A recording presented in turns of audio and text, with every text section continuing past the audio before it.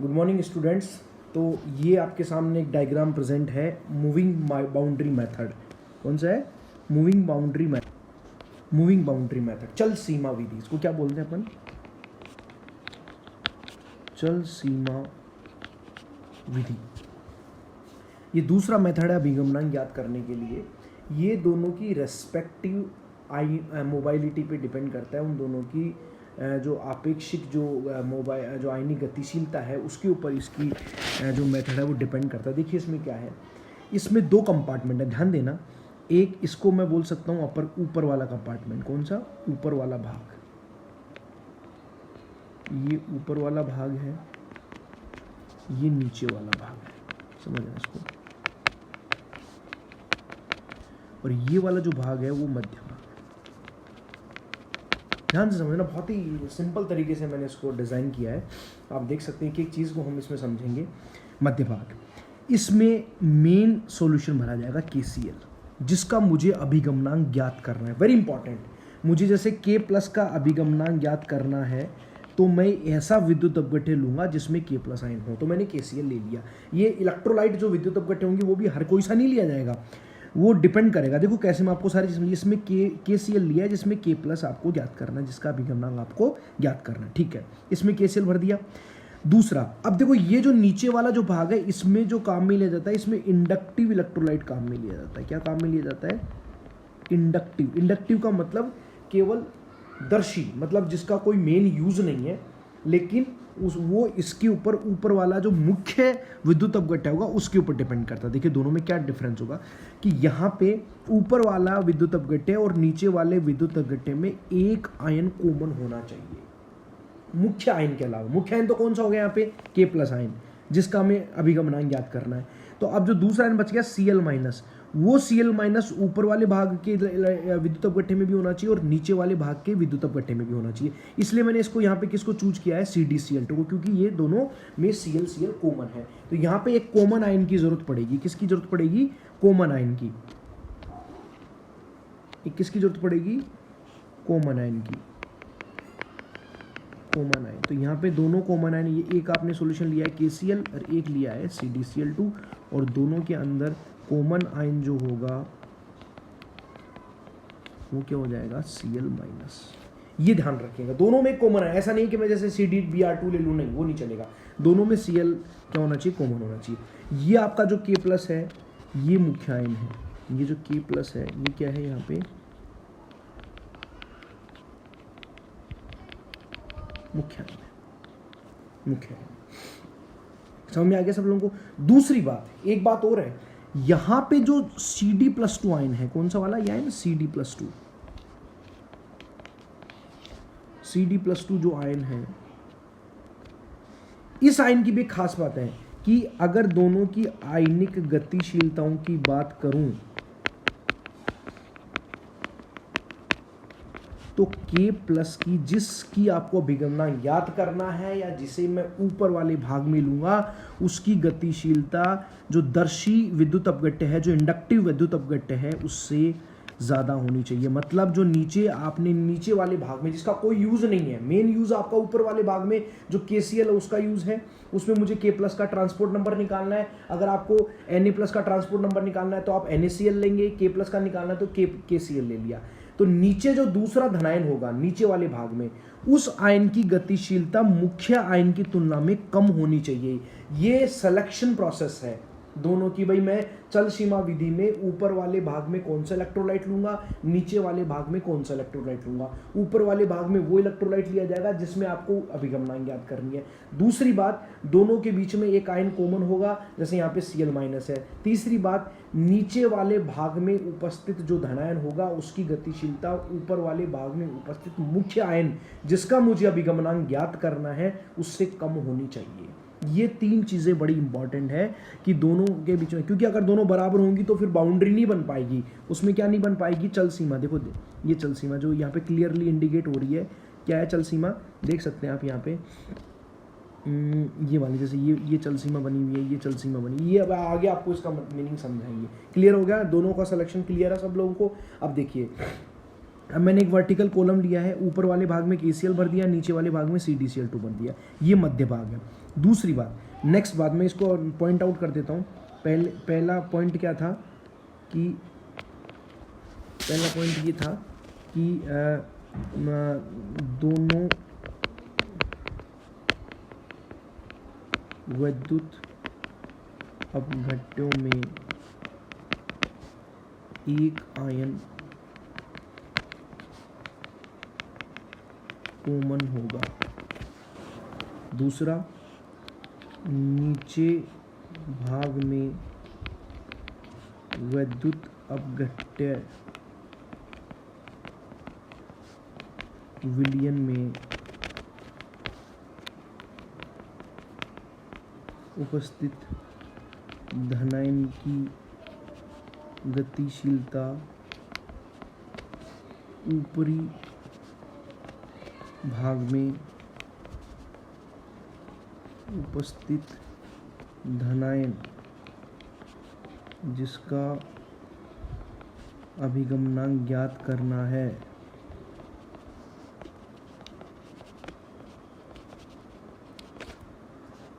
से कम होनी चाहिए।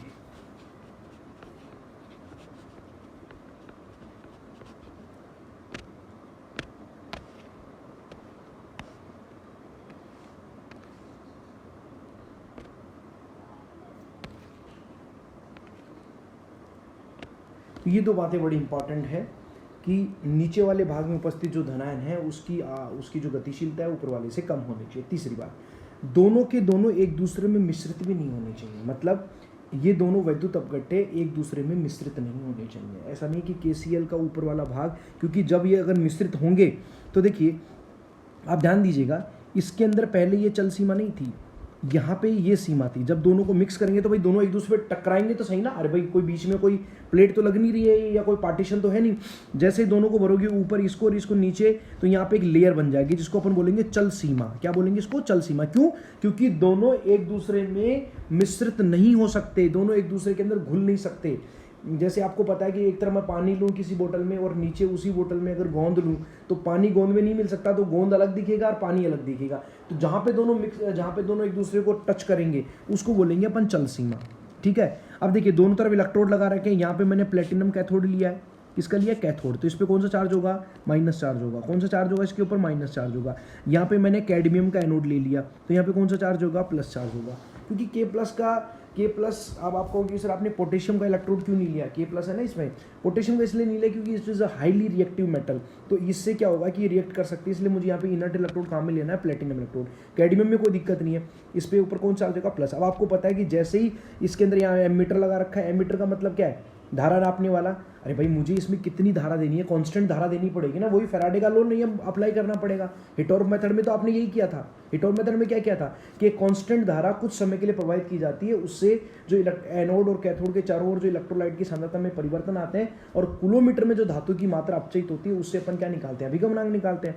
तो यहाँ पे भी एमीटर से कितनी मैं यहाँ से बैटरी से धारा प्रवाहित कराऊंगा तो मुझे एमीटर ये बताएगा ना कि कितनी धारा प्रवाहित हो रही है। अब आपको कितनी प्रवाहित करनी है उसको कम ज़्यादा करने के लिए रोस्टेट है। ये क्या है? रोस्टेट है। इसको ऊपर नीचे लगा करके हम उसको क्या कर सकते हैं? धारा को कंट्रोल कर सकते हैं।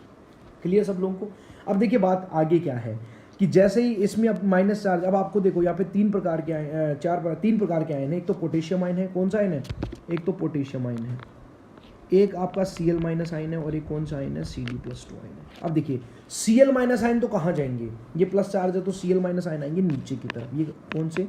Cl माइनस आयन यहाँ से आएंगे और K प्लस और Cd+2 आयन जाएंगे ऊपर की ओर। क्यों? क्योंकि यहाँ पे माइनस चार्ज है तो यहाँ पे K प्लस और Cd+2 आयन क्या आएंगे? ऊपर की ओर जाएंगे। तो अब क्या होगा? चूंकि आयन ऊपर की ओर जाएंगे ज्यादा आयन, क्योंकि K प्लस और Cd+2 दोनों के दोनों ऊपर की तरफ जाएंगे, Cl माइनस नीचे जाएगा।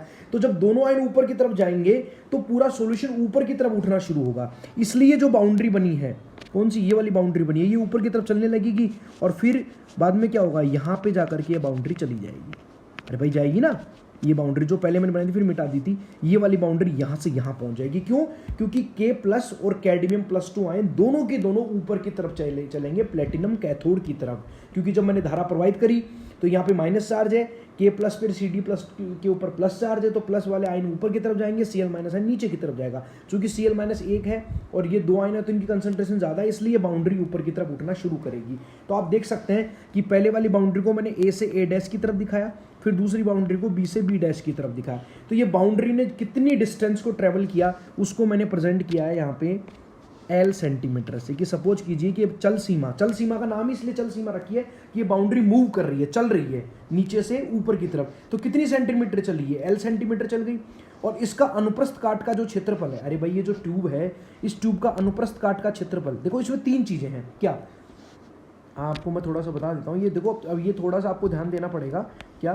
कि इसके अंदर जो ये जो ट्यूब है ये एक्चुअली टू डायमेंशनल नहीं है, 3 डायमेंशनल। अगर 2 डायमेंशनल होती तो इसका क्षेत्रफल निकाल लेते केवल। समझिए इस बात को अपन, चाहे और एक वीडियो लग जाएगा कोई फर्क नहीं पड़ता।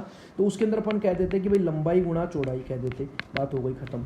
लेकिन चूंकि ये 3 डायमेंशनल है तो उसका क्या निकाला जाता है? क्षेत्रफल नहीं निकाला जाता, उसका क्या निकाला जाता है? आयतन निकाला जाता है। क्लियर है सब लोगों को? आयतन निकाला जाता है। और आयतन क्या होता है? लंबाई गुणा चौड़ाई गुणा ऊंचाई, L into W into H। तीनों चीज चाहिए, लेंथ, विड्थ और हाइट, तीनों चीजें, लंबाई गुणा चौड़ाई गुणा ऊंचाई। तो देखिए इसकी जो ये वाली चीज़ तो आपने बता दी कि ये बाउंड्री यहाँ से यहाँ पहुँची है। जब मैंने उसके ऊपर बैटरी से करंट फ्लो किया तो ये यहाँ से यहाँ पहुँच गई, तो इसको मैंने बोल दिया L सेंटीमीटर। तो अपन ये कह सकते हैं कि जो है ये तो L हो गई। अब इसका अनुप्रस्थ काट का क्षेत्रफल का मतलब क्या है कि ये उसकी चौड़ाई हो गई और एक ये वाली। अरे भाई तीनों चीज़ होती है ना इस तरीके से, जैसे मैं अगर एक क्यूब के अंदर दिखाऊँ, इसमें दिखाना संभव नहीं है, ये इस तरीके से। तो आप कह सकते हैं कि ये एक भुजा ये वाली हो गई, एक भुजा ये वाली हो गई और एक भुजा ये वाली हो गई। तो इनमें से एक चीज़ तो हो गई है L सेंटीमीटर और 2 और बच गई, जो उसका क्या ले लेंगे? अनुप्रस्थ काट का क्षेत्रफल ले लेंगे। तो अपन ये कह सकते, तो देखिए मुझे क्या निकालना है कि इस बाउंड्री के अंदर कितने K plus ion A dash से B डैश की तरफ पहुंचे। यहां से देखो ध्यान से, अब समझने वाली बात है, इस लाइन से इस लाइन तक कितने पोटेशियम आयन नीचे से ऊपर की तरफ गए हैं। जाने को कैडमियम प्लस 2 भी गया है, K प्लस भी गया है, लेकिन चूंकि कैडमियम प्लस 2 की आयनिक गतिशीलता K प्लस की तुलना में कम है, इसलिए सबसे पहले कौन जाएंगे? पोटेशियम। अब मुझे देखना कितने गए, तो आपको पता है जितनी इसकी आयतन होगा भाई, अगर ये ट्यूब पतली होगी तो कम आयन ऊपर की तरफ जाएंगे, मोटी होगी तो ज़्यादा आयन जाएंगे। तो पहले तो मुझे इसके पूरा वॉल्यूम निकालना पड़ेगा, आयतन, और कितने आयन गए उसको मैं देखता हूँ। देखो कैसे, आप ये कह सकते हैं कि इस ट्यूब का जो आयतन है,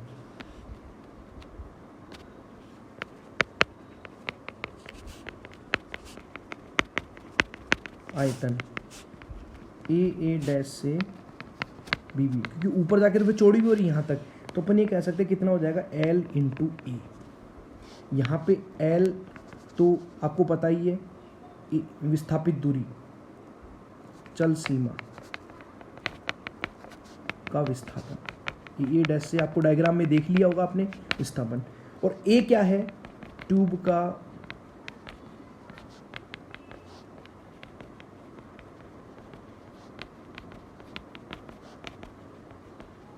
अनुप्रस्थ काट का क्षेत्रफल। भाई ये मैंने बताया ना, तीनों चीज, एक चीज तो इसमें आ गई, L में आ गई, और 2 जो है लंबाई गुणा चौड़ाई A में आ गई। अब आप सपोज कीजिए कि मान लीजिए विद्युत अपघट्य की जो KCl की जो सांद्रता है, KCl की जो सांद्रता है वो कितनी है? C ग्राम तुल्यांक प्रति लीटर। कितनी है? दोबारा लिख देता हूँ, C ग्राम तुल्यांक प्रति लीटर, ये उसकी सांद्रता है। किसकी? दोबारा डायग्राम देखिए। अरे भाई यहाँ से देख सकते हैं आप कि ये वाली तो डिस्टेंस हो गई L सेंटीमीटर, यहाँ से यहाँ तक बाउंड्री पहुँची थी, तो ये तो उसकी वो हो गई। और इधर ये वाली चीज़ और ये जो सामने वाली चीज़ है लंबाई गुणा चौड़ाई, वो मैंने A से प्रेजेंट कर दी। किससे प्रेजेंट कर दी? A से। तो पूरा आयतन आ गया इस ट्यूब का, यहाँ से लेकर यहाँ तक। अब इसके अंदर जो सॉल्यूशन भरा हुआ है KCl का, वो क्योंकि यहाँ तक बाउंड्री बनी हुई थी, इसके नीचे CdCl2 था और यहाँ तक KCl भरता है। KCl कहाँ तक था? ध्यान दीजिएगा, KCl यहाँ से लेकर के यहाँ तक था, यहाँ से लेकर के यहाँ तक, KCl था और इसके अंदर क्या था CdCl2। तभी तो यह बाउंड्री बनी थी कि दोनों अमिश्रित हैं दोनों एक दूसरे में। तो जब आप इसके ऊपर बैटरी से करंट फ्लो करोगे तो KCl ऊपर की तरफ ही तो जाएगा। तो ये कहना चाह रहा है कि K प्लस यहाँ से इस बाउंड्री से इस बाउंड्री तक पहुंचने में उसकी गतिशीलता क्या है, ये मुझे निकालना है। तो पहले तो इस ट्यूब की आयतन वो क्या हो गया, L इंटू ए। एल के अंदर एक लंबाई आ गई और ए के अंदर चौड़ाई गुणा ऊंचाई आ गई, जो भी है तीनों चीजें आ गई, लंबाई गुणा चौड़ाई गुणा ऊंचाई, ये हो गया उस ट्यूब का आयतन बराबर L गुणा ए। ठीक है, अब इस ट्यूब के अंदर भरा हुआ जो वैद्युत अपघट्ट है, जो KCl की जो सांद्रता है वो कितनी है, C ग्राम इक्विवेलेंट पर लीटर, मतलब 1 लीटर में C ग्राम इक्विवेलेंट पर लीटर। ठीक है, अब मुझे ये देखना है कि इसके अंदर, वो तो 1 लीटर में हो गई, अब मुझे ये देखना है कि इसके अंदर, किसके अंदर, L इंटू ए के अंदर कितना लीटर सॉल्यूशन भरा हुआ है, कितना लीटर सॉल्यूशन, क्योंकि वो तो C ग्राम तो 1 लीटर में है। तो आपको पता है L इंटू ए में कितना होगा, तो मैं ये कह सकता हूं यहां पे L इंटू ए इंटू सी। भाई 1 लीटर के अंदर C ग्राम इक्विवेलेंट है, तो L इंटू ए में कितना होगा, L इंटू ए इंटू सी। अब आपको पता है L और A किस में दे रखे हैं, सेंटीमीटर में। तो सेंटीमीटर बराबर होता है मिलीलीटर के, ध्यान रखना, सेंटीमीटर किसके बराबर होता है, ml के, और मीटर किसके बराबर होता है, लीटर के। तो मुझे इसको मीटर में चेंज करने के लिए किसका भाग देना पड़ेगा, 1000 का। तो मैं ये कह सकता हूं कि K plus ion AA dash से BB डैश तक जाने में